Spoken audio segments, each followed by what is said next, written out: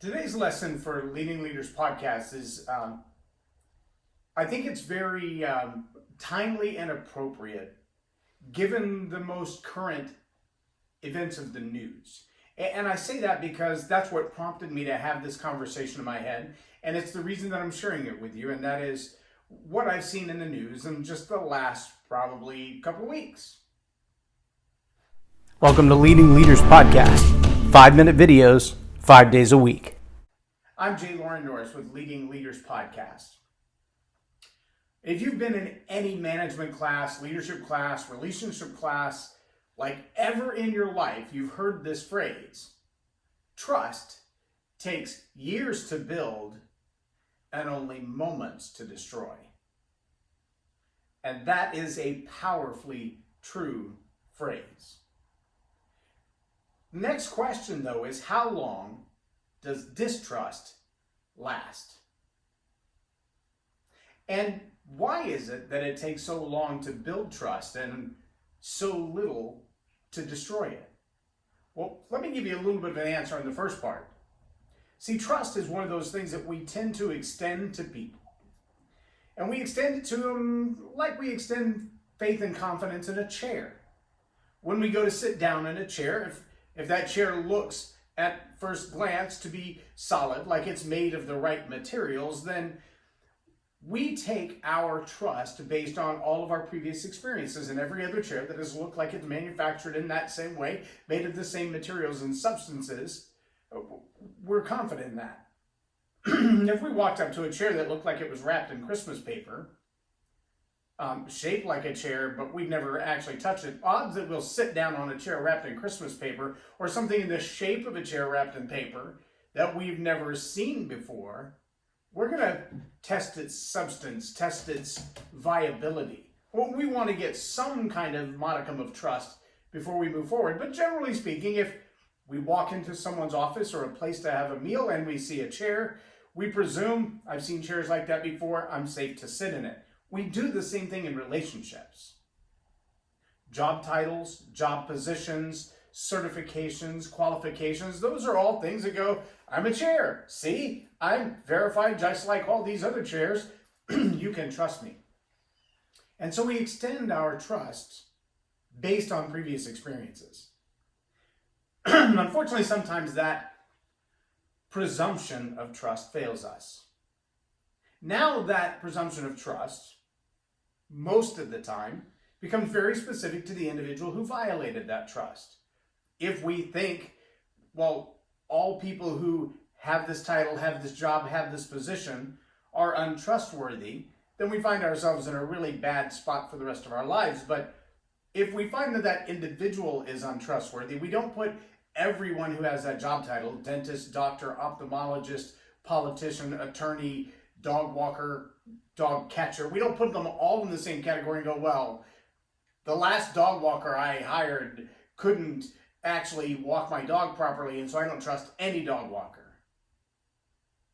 Or do we?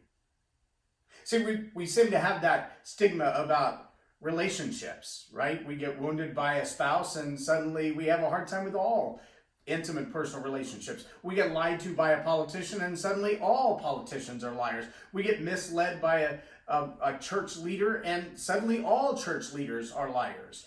Because once we've had a violation of trust, it's real easy then to question every chair. If the last chair you sat on collapsed underneath your weight, you may look at every chair and test its veracity before you bother to sit down.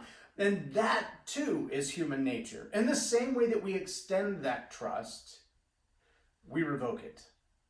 And when the media lies to you for years and years and years, you question the media. And when you see stories about the coronavirus and one news source says, yeah, there's 2 or 3 confirmed cases, not a big deal. And then there are 500 on a boat. And then there are thousands in other countries. And then they say, no, it's pretty much contained to one nation. And some estimates say as high as 500,000 people infected. And some say, well, no, there's actually that many dead. And you're like, wait, what? We heard just a handful and that it was contained to that country. And now we're finding it's in 5 or 6 countries. And it's not 14 days. It could be as many as 3 weeks or even 4 weeks that it lies dormant, asymptomatic. Oh my gosh. So where is it? Well, I don't know, but somebody who traveled Maybe someone who traveled before Christmas, who had the virus and didn't know it, has traveled back into the country, unknowingly infected, and traveled all over the place. And now they've touched thousands of people and we didn't know it. But who is it that we don't trust in that event? Is it the politicians who, well, there's a campaign going on right now. There's an election cycle going on right now. We can't be distracted with that. We've got to worry about politics. Or is it the medical professionals who are like, no, we got this in our hand. We got this. Oh, hang on. We didn't know that. We didn't know that. Or is it the foreign governments? See, our problem now is we're not even sure who not to trust because of the misdeeds. And that becomes a whole nother level of problem. I know there are tons of books. Dr. Brene Brown has done a lot of work in the area of trust and shame and guilt and just dealing with yourself and how do you overcome some of these things. I know there are hundreds, maybe thousands of TED Talks on how to rebuild trust and how to identify those people that you shouldn't be trusting to begin with. And so I'm not even going to get into that area. There are a lot of deep knowledge thinkers who are experts in that area. Here's what I'm going to tell you. If you're a leader of any sort, understand that trust is a currency that is as hard to get your hands on as understanding a Bitcoin algorithm. But it's easier to lose than a roulette wheel. It just takes one flip of the wrist because it's a black and white for most cases. Once you violated that trust, you're going to have a really hard time getting it back. It's going to take years and years to rebuild it.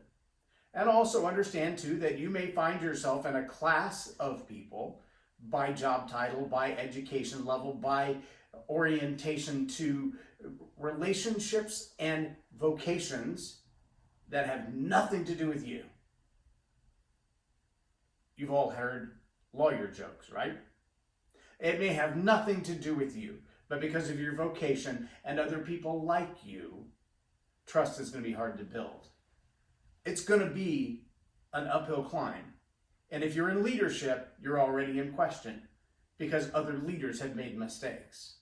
If you're influencing people, you're already in question. They'll question your intent. They'll question your ideas. They'll question your thoughts. And if you ever violate that trust one time, now every question, every idea, every opportunity will come under the same scrutiny through the same lens of the mistakes you've made in the past.